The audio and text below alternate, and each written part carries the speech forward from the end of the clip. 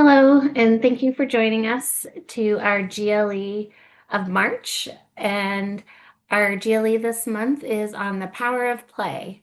And it is from the perspective of the coaches on Team Wolfpack, who are Amanda, Cheryl, Christina, Kalita, Nadir, and myself, Rebecca.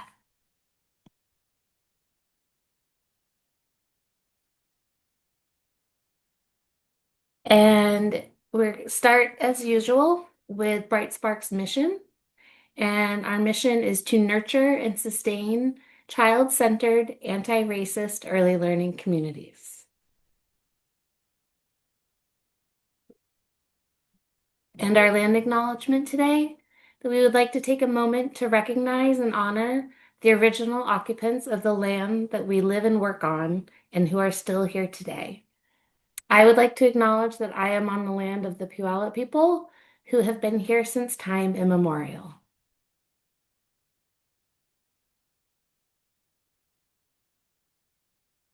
Thank you, Rebecca. So the first thing we're going to talk about is I wanted to talk about using your learning environment to support play. In early learning programs, creating a play-centered learning environment means setting up the classroom to act as the third teacher. The way the space looks, feels, along with the materials provided, invite children to explore, stay curious, and become independent. The best environments combine child-led play with teacher support to help children grow in all areas. And right here, I have some important elements of a play-based program. So setting up learning centers to be intentional. So making sure you're having dramatic play, blocks, science and sensory, art, writing, library, and making sure that you have enough materials in those centers. And then going along with that would be that your centers are organized and the materials are accessible for children. So nothing locked, no bins that have lids, making sure that your bins and your shelves are labeled so that children can easily find the materials as well as clean them up and put them back. We want to use a mix of open-ended and single-use items. So open-ended would be things like buttons, recyclable items, streamers, newspaper, magazines. So those are things that allow children to use their creativity to create something. Single-use materials would be things like puzzles, where there is only one way to use them. So we want to make sure we have a mix of those. And then we want to think about the aesthetics and the comfort. So, using soft lighting, trying to avoid, bright, harsh colors, leaning towards natural colored shelves, baskets, and things like that, as well as comfort items. So you want to make sure that you have a soft, cozy area for children who might need to take a break or relax to go to. And this also, the comfort also factors in with having rugs. So if you have hardwood floors, making sure you have some rugs throughout your program to provide softness. And teachers should follow the children's lead. So if the children want to bring, dramatic play food over to the block area, allowing them to do that and use that food to enhance that play. And provide an extended block of playtime. So the minimum that children need as far as indoor free play would be an hour to 2 hours a day. And those can be broken up into hour-long blocks. This will allow children enough time to engage in play and then also have that extended play time before they have to clean up. And teachers need to be actively involved. So not just walking around the room and supervising what is going on, but getting down on the child's level and playing with them, asking them questions, inviting other children to come into that play. When teachers sit down and play with the children are often more times in engaging longer in those centers. And when you think about even your toddler classrooms and your older classrooms, make sure we're bringing in math and number into the classroom. For your younger toddlers and infants, that can be shape sorters, stacking, and things like that. For your older children, your preschool, pre-K, that can be calculators, rulers, clocks, sorting toys. Unifix cubes are a great item. You can learn about patterning. You can learn about math, addition, subtraction, and all those. And then we want to make sure that we have enough stuff that we can rotate it regularly, just to keep the children interested in it.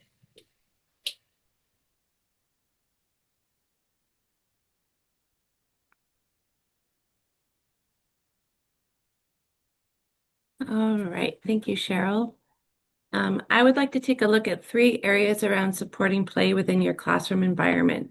The first area that I'm going to go over is that play is a child's work. It is in a child's nature to play, as this is where they develop and learn about the world around them and develop understanding of concepts.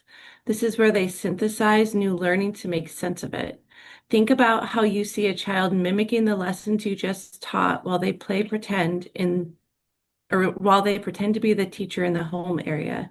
A child does not have the attention span to sit for rote learning at a table with a worksheet and needs to engage directly with active learning. This means they need to touch and manipulate materials, they need to practice language to speak about what they're learning, and they need to be engaged. Learning through play supports engagement and deepens concept development over time. This is because in a classroom, the materials provided are chosen with careful consideration to what a child can learn by using these materials. This should be the question we ask ourselves as we make any materials available. Think about the materials in your own classroom. For example, what kinds of skills can a child learn through block play? If you have a set of basic unit blocks as is standard, a child is going to learn about shapes. They're going to learn about parts of a whole. Think about the small square and the rectangle blocks and how they fit into the largest rectangle block. They're going to learn some engineering as they practice balancing blocks through stacking and are going to learn positive approaches to learning as a trusted adult scaffolds for them to stretch their understanding. Your job as a teacher during play is to recognize what you are seeing each child do and provide language to their actions. Not only that, but to stretch their thinking a bit with open-ended questions and participate alongside them.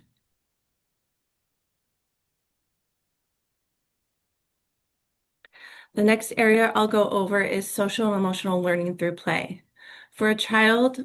Play for a child is a great place to develop social and emotional skills because inevitably what goes along with play are opportunities to share and navigate conflict. Many children in care are in classrooms with other children who will join and play together, as well as children who want what others have. This is the prime opportunity for a child to practice these skills in real time with the support of a trusted adult. The teacher can support conflict resolution by giving students the practice they need to eventually solve problems on their own. A child also loves getting to engage and play with their favorite adults, which are you, the teacher. Play for a child is one of their love languages and the best way to cultivate a trusting relationship as a teacher. When you are engaged in play with children, you are telling them that you think that they are important and what they're doing is important and lets them know that you value them so much that you want to play with them throughout the day.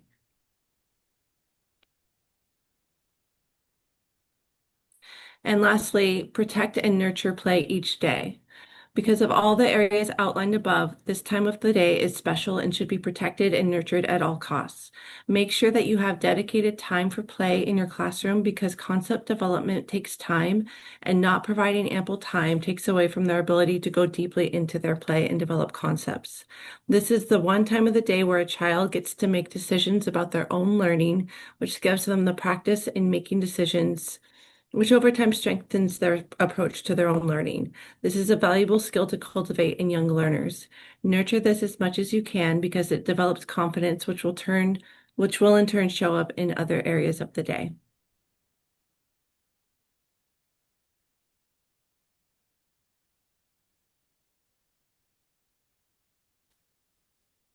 Thank you, Christina. Okay, so how teachers can support learning through play. Let me pull up my notes. When children are engaged in play, our role is to be intentional in how we support them. Instead of jumping right in, we can start observing. This helps us understand what the child is thinking and learning. From there, we can follow their lead rather than redirecting their play. We can then deepen their learning by asking open-ended questions and modeling language and thinking out loud. One of the most powerful strategies is entering the child's world, joining their ideas instead of changing them. For example, if a child is pretend playing as a chef, we might say, "Wow, what are you cooking? Your food smells so good." This keeps them going and building their imagination.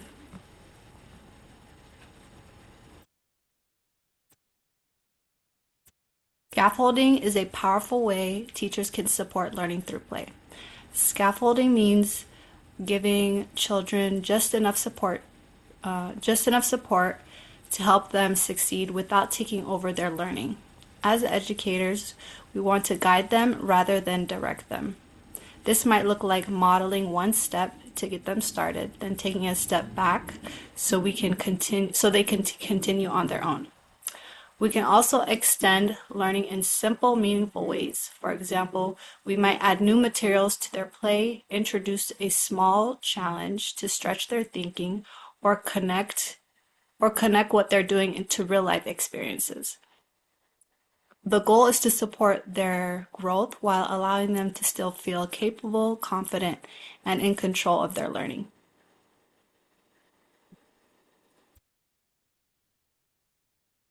Okay, so next is what is defining adventurous play.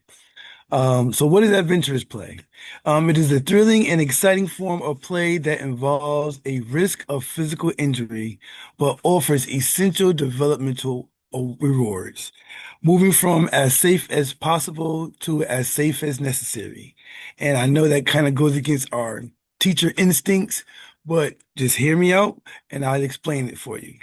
So the six categories of adventurous play, and we kind of see these throughout the day, are children experiencing great heights, which is climbing, up ladders or up playground structures and getting a bird's eye view of their area. Moving at rapid speed. So we might have children that may have like love running around the classroom or just running around in circles outside or just swinging around with their body or on structures or sliding down things. That speed is, they're learning more about their body and their environment. Using dangerous tools, using hammers, saws, or heavy materials. Um, creating and building, teaching, exposing the children to carpentry, that can be, definitely considered adventurous play. Dangerous elements, playing near water or fire. Then there's rough and tumble. We see this a lot as well in the classroom. Children wrestling, and learning boundary settings, and disappearing. Children explore being hidden in spaces for temporary independence. So when they play like hide and seek and tag, they have these little corners and things like that where they're able to get their own hidden space.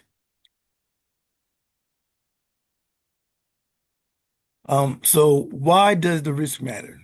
And like I said, this goes against our instinct, but this is why them taking the risks or return on investment, there's a return on investment on taking these risks. So physical competence, enhance proprioception, which is body awareness of how their body's moving or how it reacts. So they learn balance and motor coordination. So allowing them to do those different activities like running, climbing, wrestling, and things like that in a safe, controlled environment, they're learning these skills. Emotional regulation. In these settings, it provides a laboratory for managing fear and exhilaration in a controlled setting. So they can, if it's too much, they can be able to gauge for themselves and have someone to support them while they do that.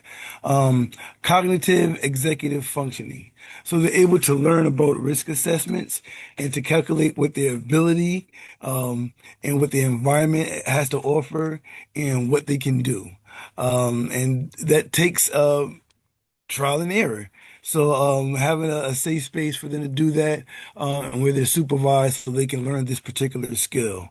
It also helps with problem solving, navigating physical obstacles independently, and they're just learning, and eventually they'll understand those different patterns. So when they're, can apply those same problem solving skills to other areas of their life.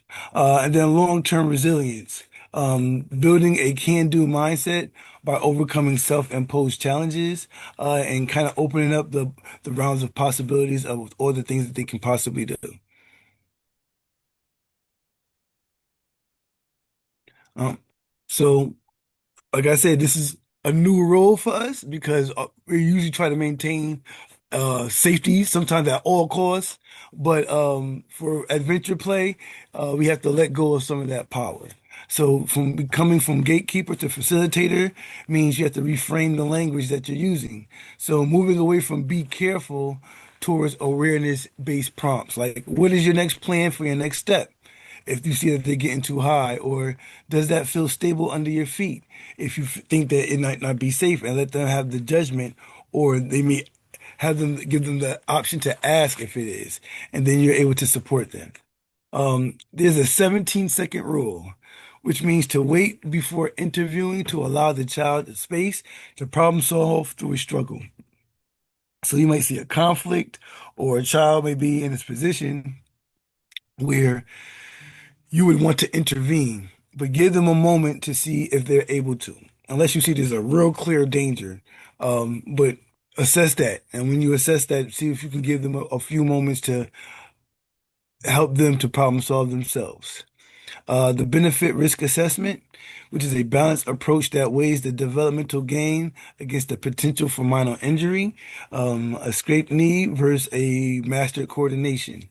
So that, and we see that when children are just starting to learn to walk, those different risks are available, but there's a reward to that. And then trusting the child, acknowledging that the child are often the best judges of their own physical limits. And also, you were doing your observations of the child, so you're aware of that as well.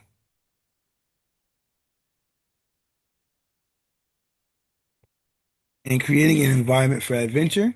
So the loose parts theories is using open-ended materials like crates, planks, and tires that allow the children to build their own challenges. Natural landscapes, incorporating uneven terrain, bushes for hiding, and logs for balancing, and a yes zone, designating specific areas where high impact or messy adventurous play is explicitly encouraged. And then, make sure that you have a good conversation with the family, and then documenting success through struggle to show parents the growth behind the dirt, as well as sharing the science of risk taking to align home and school expectations. Thank you, Nadir. Next, we're going to talk about the different types of play that happen developmentally throughout the span for the children that we all care for. So, play is important for all ages, but it looks different depending on the age and the developmental stage of the child. And it's important to recognize, and even more important to plan for. So, keep these in mind. The first stage is called unoccupied play, and this is for the really small infants, about birth to about 3 months old. And this age, infants are kind of wiggling, playing with their arms and legs, and their play is really learning how to control their body. It's an early way to develop those gross motor skills. The next comes solitary play for children roughly 3 months to about 2 years old. And children at this stage are not yet interested in playing with others, but they are very interested in interacting with the environment. So, this play, while being supervised, is important for the children to begin developing some independence, creativity, and some self-exploration. The next is spectator play. So, for those toddlers out there, they're in the classrooms, there can be a mix of both solitary play and spectator play. And spectator play is about 2 years old. So children are becoming a little bit more interested and aware of those around them, and they are watching their friends closely. They may be talking with the other children, but they're not actually joining in the specific play itself yet. The next play is happens about 2+ years, which could also be in a toddler classroom, and this is parallel play.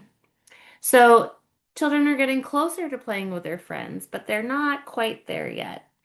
They're playing alongside each other, but usually they kind of have different agendas and different play ideas going on, but they are next to each other. So an example of this, that two children might be in the dramatic play area, but one might be feeding a baby, the other one might be involved in dress up. They are doing their own thing, but they are aware of each other and playing alongside each other. The next play is associative play, which is about 3 years old to about 4 years old. And this really marks the first stage of social interactions between children during play. They may participate in the same activity. They may not have the same goal, and this can often cause some conflict. Children might be sharing and talking with their peers, but they're still kind of acting independently throughout that play. And the last stage of play with the children that we care for is cooperative play. And this generally happens at about the age of 4 and older.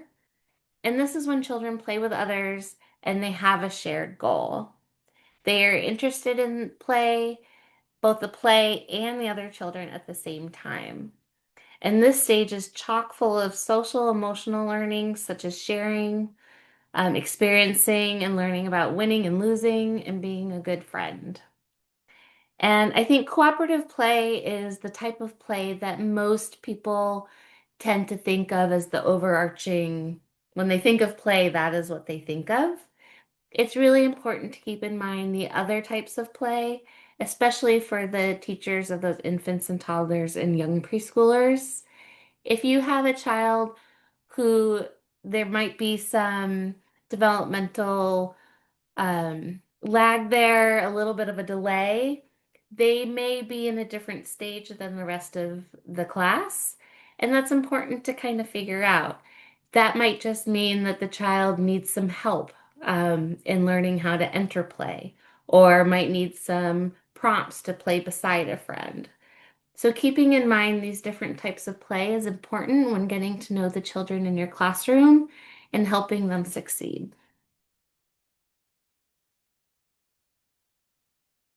And we want to thank you for watching our GLE this month. And now we suggest that you go out and find some time to play because adults need playtime as well. So thank you very much.